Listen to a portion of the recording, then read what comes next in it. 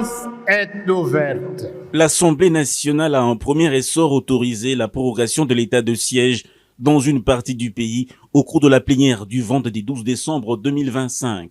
Sous la houlette du deuxième vice-président de l'Assemblée nationale, l'honorable Christophe Mbossong-Koudia, cette plénière a démarré comme de coutume par l'adoption de l'ordre du jour, succédé de quelques motions d'information. Défendues par le ministre d'État en charge de la justice et garde des Sceaux, Guillaume Ngefa Tondoko, ce projet de loi a été d'abord déclaré recevable, puis adopté par 367 élus nationaux contre 11 sur 378 députés présents en plénière au terme d'un long débat. La plénière s'est poursuivie par la présentation de deux propositions de loi. Il s'agit de la proposition de loi portant principes fondamentaux relatifs à l'élevage en RDC, initiée par l'honorable Sosten Maombi Katsongo, et celle modifiant et complétant la loi portant code du travail telle que modifiée à ce jour, introduite par l'honorable Patrick Eshiba Kassemwana.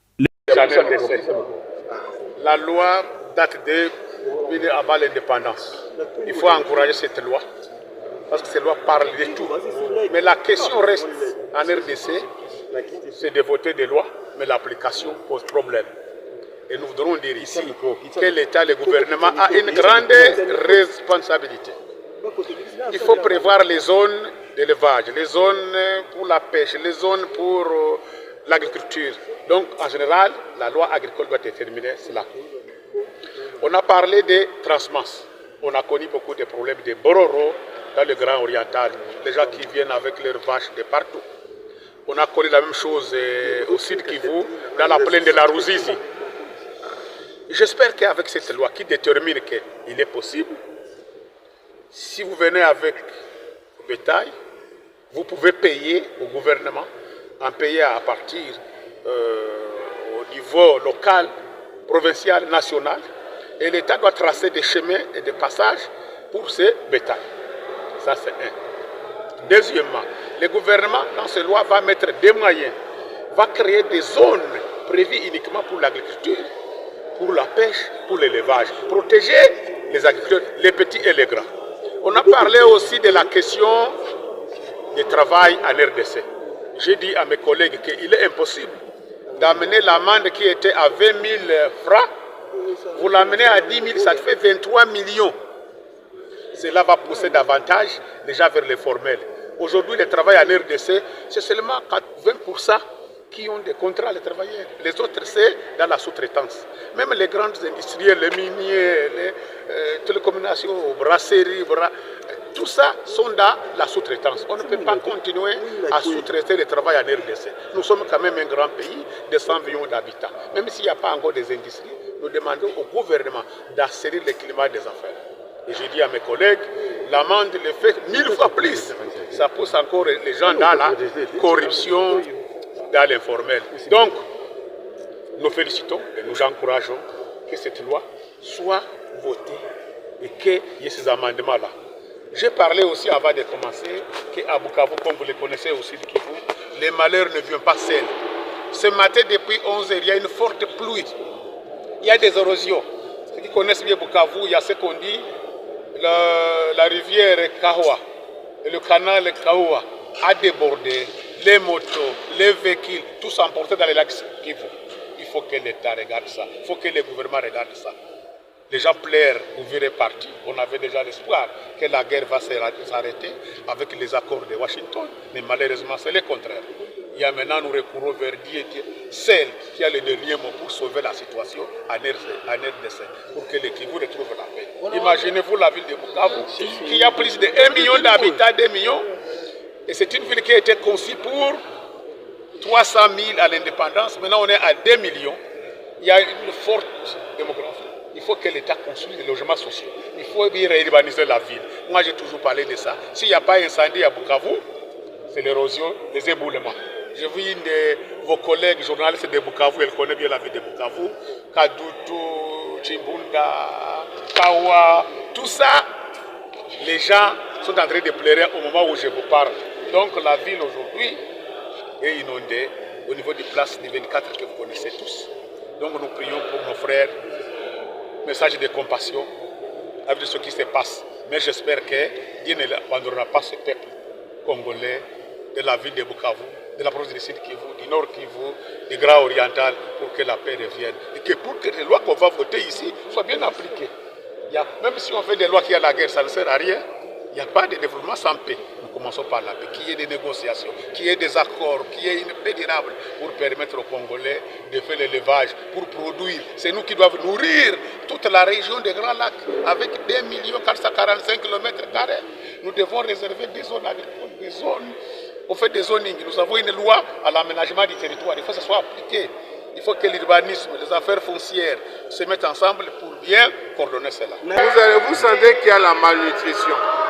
Et vous verrez même la croissance des enfants est vraiment mise en péril. Nous avons des hommes maigrelés, même nos athlètes. Si vous comparez la taille de nos athlètes, les athlètes des autres pays, vous verrez que non, nous avons des athlètes maigrelés. Ça signifie quoi? Pour la croissance normale de nos enfants, tout ça, nous avons besoin de fibres protéiques qui peuvent protéiner de poissons, soit des animaux comme des vaches, moutons ou je ne sais pas, chèvres que nous consommons, et porcs que nous consommons régulièrement. Bien sûr, il ne faut pas en abuser parce qu'il y a toujours d'un côté le cholestérol qui peut nous rattraper ou je ne sais pas le problème des gouttes pour ceux qui souffrent de la goutte en ce qui concerne la viande rouge. Mais c'est ce que je voudrais que les services de l'État ne puissent pas décourager les gens qui font l'agriculture et l'élevage. Parce qu'ici, qu'est-ce que nous remarquons au Congo? Lorsque quelqu'un commence avec son petit élevage et tout ça, ce sont des agents de l'État qui viennent là-bas. Non, voilà, donnez-nous ceci, donnez-nous cela, tout ça. Et on décourage les éleveurs. Et ce pays ici a besoin d'avoir des écoles, des institutions qui doivent former ou bien qui doivent former des éleveurs. Parce que ce pays ici a un problème très sérieux. Nous nous donnons beaucoup plus à des activités du secteur tertiaire, telles que histoire, je ne sais pas, géographie ou je ne sais pas, quelque chose comme ça. Et pourtant, nous avons plutôt besoin des gens, des techniciens, des terrains, des éleveurs, ainsi des gens qui font l'agronomie, ainsi la zootechnie et phytotechnie, pour pouvoir développer ces pays-ci. Parce que les minéraux vont s'épuiser un jour. Mais ce qui va nous rester, c'est la terre que nous avons ici.